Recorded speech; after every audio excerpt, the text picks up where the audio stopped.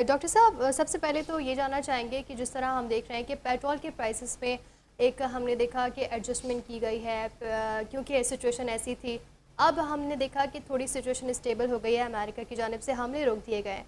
तो आपको लगता है कि इससे थोड़ी सी जो हम देख रहे हैं फ्यूल प्राइसेस में ये स्टेबिलिटी हमें नजर आएगी?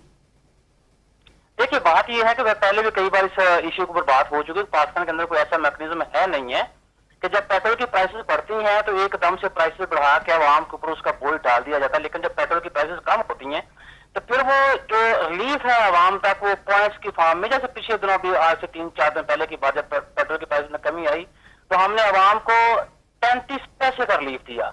लेकिन जब कीमतें बढ़ती हैं 5 रुपए 6 रुपए, जब से हमने डेली बेसिस के ऊपर रिव्यू ऑयल प्राइस का फिक्स किया है, उससे पहले भी ऐसे होता था, कभी 40 रुपए बढ़ गई, 50 रुपए बढ़ गई, 30 रुपए बढ़ गई। लेकिन जब आवाम की तरफ वापसी का रिलीफ मिलना होता था तो फिर हम क्या करें, कभी 2 रुपए हमने कम कर दिए, कभी 3 रुपए कम कर दिए, कभी हमने 4 रुपए कम कर दिए।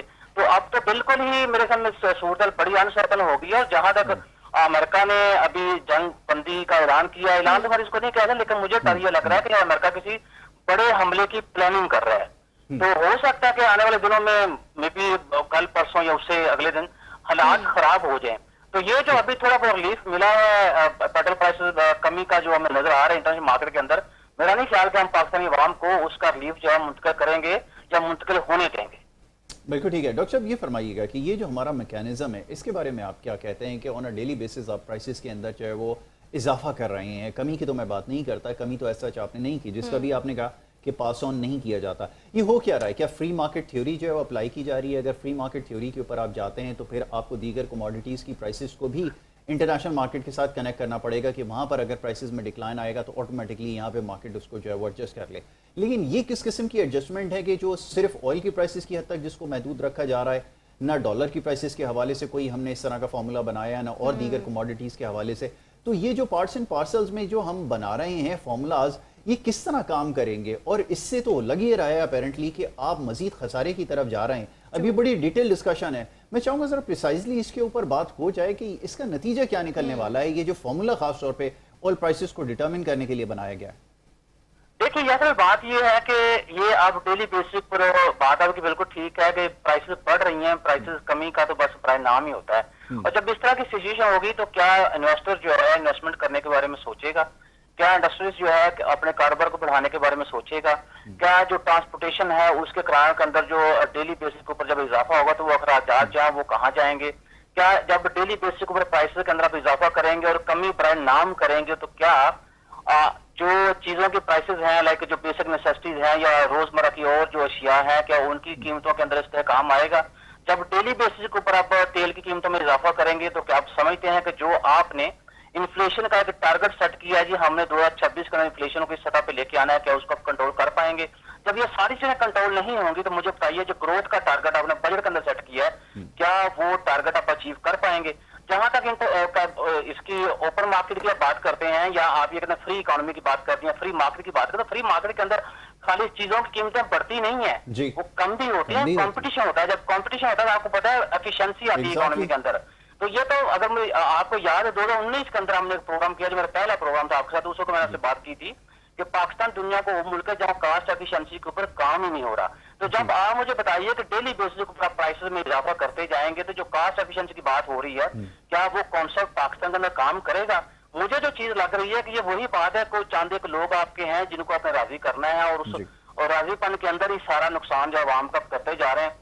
तो ये अब कल की मैं रिपोर्ट पढ़ रहा था कि जो पेट्रोल पंप्स मालकन है उन्होंने एक सर्वे किया तो वो कहते हैं कि जिस दिन से डेली तेल की कीमतों में इजाफा हो रहा है, हमारी 40% डिमांड के अंदर कमी आ गई है। तो ये 40% जो डिमांड के अंदर कमी आई है, ये कहीं ना कहीं जाकर मल्टीपल इफेक्ट्स के थ्रू आवाम को तो इतने जाहिर सी बात है वो कॉन्सिक्वेंसेज जो उसको बेयर करने पड़ेंगे। तो मैंने समझा गवर्नमेंट का भी अच्छा था, बल्कि मैं तो थोड़ा सा दूरअंदेशी में देखूं तो मुझे लग रहा है गवर्नमेंट को ये फैसला अपना वापस लेना पड़ेगा।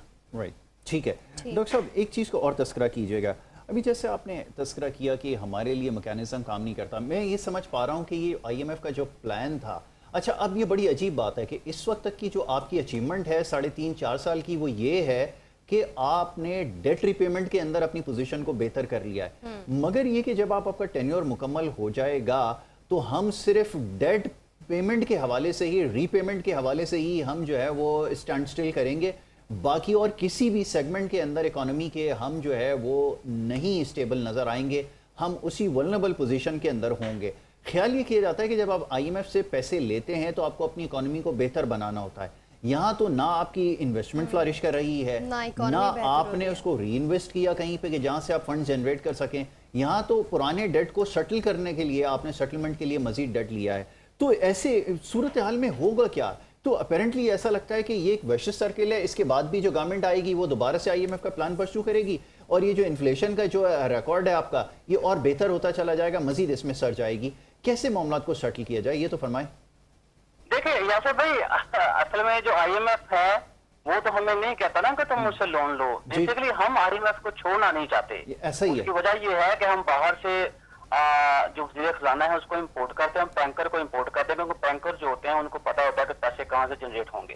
और बैंकर जो है उनके अच्छे, दे आर वेल कनेक्टेड, और जाहिर सी बात है इंटरनेशनल इंस्टीट्यूशन जो है उनसे वो राब्ते में है, तो वहां से फंड जनरेट करना उनके लिए आसान होता है। आप ये देखें, कर्जा लेना आसान है, बाकी जो टारगेट्स है आपको एक्सपोर्ट्स के इंपोर्ट्स को कम करना है, या मुल्क के वेलफेयर, लोगों के वेलफेयर में अपने इजाफा करना है, या और जो सो कॉल्ड आपके इकोनॉमिक इंडिकेटर्स हैं उनको शायद इंप्रूव करना थोड़ा सा मुश्किल है। कर्जा लेना बड़ा आसान है, और फिर कर्जा जनरेशन, जो नेक्स्ट जनरेशन है उनको मकरूज करते जा रहे हैं। कम से कम आपके जो 5 साल है वो तो अयाशी में गुजर रहे हैं, फिर अगली गवर्नमेंट जब आएगी वो फिर नया कर्जा लेगी, फिर कोई नया फाइनेंस मिनिस्टर आप इंपोर्ट करेंगे, वो आपको कर्जा लेके दे देगा, या आप मुल्क में टैक्सेस जो है, पाकिस्तान इस वक्त ओवर टैक्स इकोनॉमी है। एग्जैक्टली, आप ये अंदाजा कीजिए। बिल्कुल। तो उसके बावजूद जो है वो पैसे जनरेट किए जा रहे हैं, उसके बावजूद जो कर्जे लिए जा रहे हैं। कर्जों के सिचुएशन जो मुझे लग रहा है वो कोई इतनी स्टेबल तो नहीं हुई। बात यह है कि कुछ मुल्कों ने अब जो कर्जे रोल ओवर कर दिए हैं, उससे हमें लग रहा था हमें आगे थोड़ा सा सांस निकला। तो देखिए हमारा म्यार अब ये आ गया है कि जो कोई मुल्क जो कर्जा रोल ओवर करता है तो उसको हम कहते हैं हमारी बहुत बड़ी अचीवमेंट है। ठीक है डॉक्टर साहब, बहुत शुक्रिया, बहुत शुक्रिया, thank you so very much doctor Mohammad Shahbaz. Break ले लेते हैं, एक ब्रेक के लिए कहा जा रहा है, यहाँ लेंगे एक शॉर्ट ब्रेक। ब्रेक के बाद वापस हाजिर होंगे। आप देखते रहिए वेक अप पाकिस्तान।